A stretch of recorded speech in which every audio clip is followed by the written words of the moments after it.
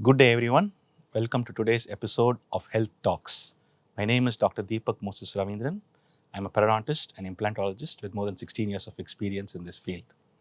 Today, we're going to look at a common social economic problem, which is nothing but bad breath or oral malodor.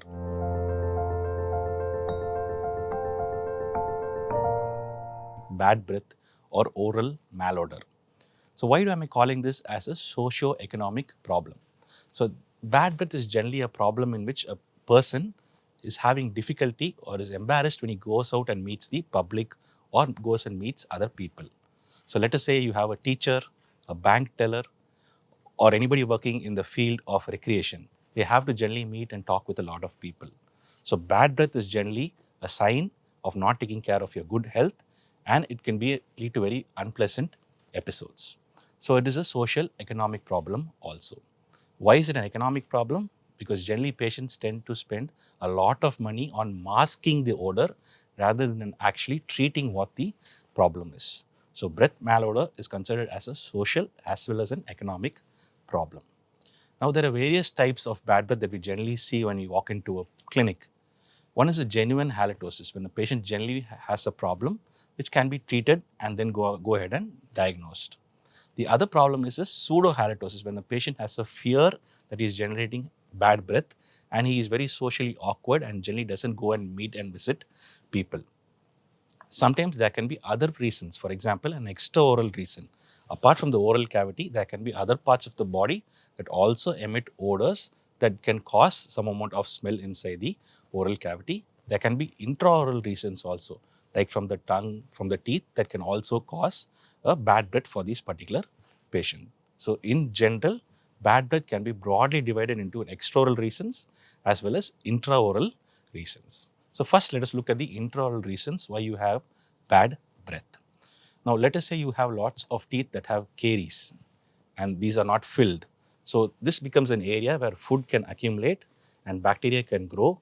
And in this particular area, a lot of volatile sulfur compounds are released inside the oral cavity. So the bacteria which acts on the food deposits inside a carious tooth can leave out these volatile sulfur compounds which then come out as bad breath.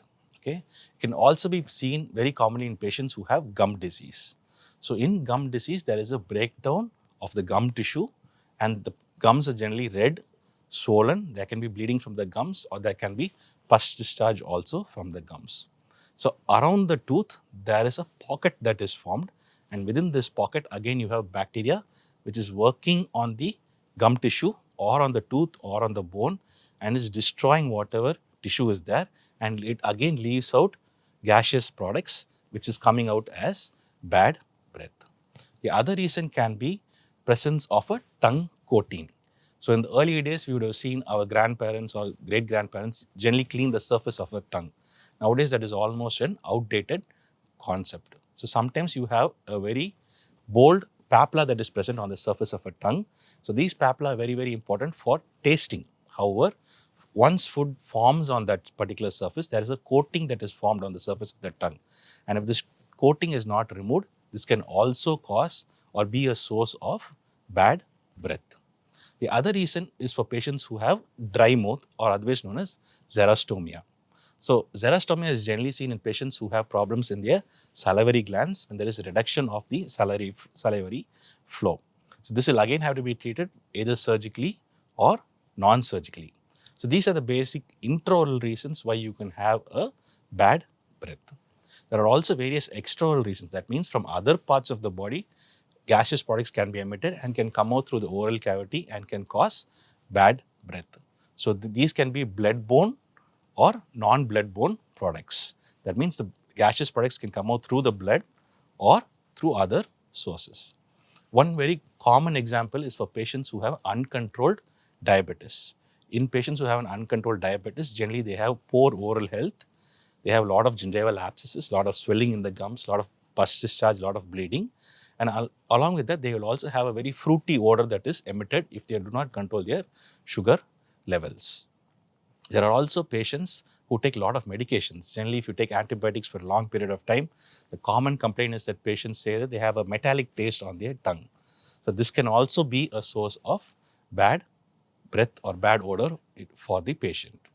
Women who generally go through various cycles, for example, during puberty, during periods or during menses, all these particular point of time, you have changes in the hormones. So this can also to a particular extent cause some amount of bad breath or change in breath, which is generally physiological. It changes during that one particular point of time, and after that particular phase, it will generally go away. Okay. Apart from this, there are also patients who have chronic kidney disease, okay, chronic lung conditions. If there is inflammation in the lungs, okay, this can also be a cause of extraoral reasons where you can have a bad breath that comes to the oral cavity.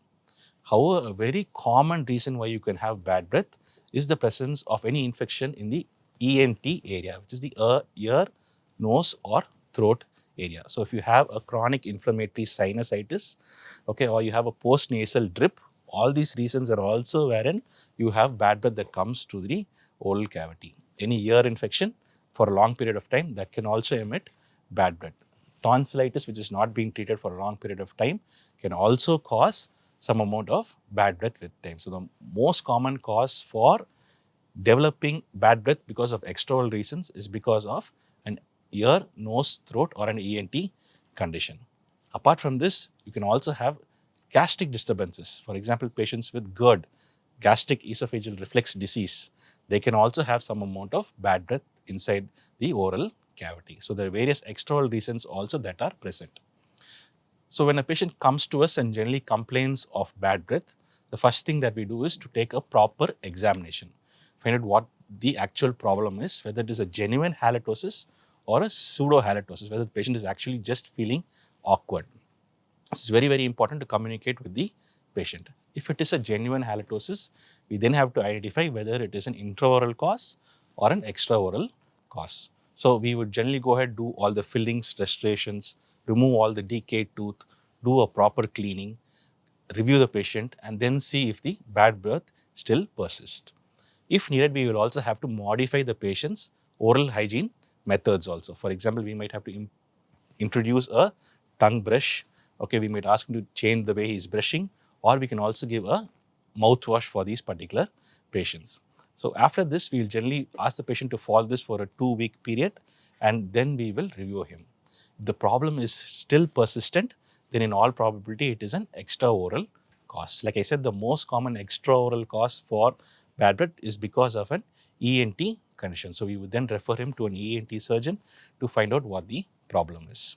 However, if you come to a dentist with a dental problem or we have diagnosed it as a genuine halitosis, the line of treatment includes fillings, restorations for the carious tooth, a proper scaling where we will remove all the deposits on the tooth as well as from below the gum surface. We will change your mouthwash. If you're using mouthwash, we will generally give a Listerine essential oil based mouthwash like Listerine. This is very, very important. It helps improve the hygiene a lot more. Okay. We will also advise you a tongue coating, whereas you can remove the deposits on the surface of your tongue. Apart from that, if we notice that food is being stuck or food is getting impregnated in the places between the teeth, we would advise interdental cleaning aids. So these interdental cleaning aids are instruments like floss or an interdental brush that clean and remove the deposits from within the tooth area, from between the teeth area. So this will also help reduce the amount of bacteria that is forming in between the teeth area. Okay. For some patients, we might have to mask the problem. So for these patients, we will generally give an oral rinse or an oral spray for these sort of patients. Like I said, xerostomia is also a reason for bad breath or halitosis. For these patients, generally, we will also advise them to take a lot of water, keep sipping water throughout the course of the day. We will also give them sugar-free lozenges, which is nothing but sugar-free gum, which helps improve the salivary flow inside the oral cavity. So when you report with bad breath, generally the dentist will ask you to brush twice daily. It's very, very important to learn how to brush correctly. So take a nice soft brush, take a pea-sized amount of fluoridated toothpaste. So it's very, very important to use the correct paste. We generally advise to use a fluoridated toothpaste. Take a pea-sized amount of toothpaste, put it on your toothbrush and brush with a vertical stroke. The common mistake that most patients will do is to go ahead with the horizontal strokes. Please do not do that. Please keep the brush at the gum margin, and from the gum margin, you should go downwards. If it is a lower teeth, again from the gum margin, you'll have to go upwards. So see that you cover 2 or 3 teeth at one particular point of time and cover the whole mouth. The whole brushing time should be about 2 to 3 minutes and not more than that. If you have been advised a mouthwash, like for example an essential oil mouthwash like Listerine, which is commercially available in any supermarket, these mouthwashes can be used directly or with dilution in 10 ml of water for a 2-week period. Okay, so remember again to use a mouthwash, swish it around your mouth and you can spit and rinse it off. Sometimes the dentist might give you a medicated mouthwash like chlorhexidine. So this is very, very important that you use it again only for a 2-week period. Use it morning and night, half an hour after brushing. That is when it is very much effective. So this is also very, very important. Like I said, the interdental aids that you are using to clean between teeth, again, these are all small devices that you can also carry it in your pocket. If you're going out for a function, it's not necessary that you have to leave it at home. Both the floss as well as interdental brush are pocket held devices that you can carry it around. This helps you keep clean and keep your teeth even when you are traveling outside. If the external reason has been identified, for example, if it is because of an ENT issue, chronic condition like diabetes, chronic kidney disease, chronic liver disease, or a GERD condition, then we would refer these patients to the respective specialist for further management. However, these conditions said and done, it's very, very important to identify this sort of a condition at an early stage. Like I said, bad breath could be a sign of even more severe underlying disease like uncontrolled diabetes or chronic kidney disease or chronic liver disease. So if you notice somebody who has bad breath or even you yourself are noticing you have bad breath, please go meet your dentist and get it checked at the earliest because sometimes it could be a deeper underlying condition. So if you are having problems with bad breath or halitosis as it is called, like I said, if it is affecting you, your friends or family members, always notice it at an early stage and go to your dentist. Dentist might then refer you for a few tests or to go and see a specialist to find out what the actual problem is. Thank you.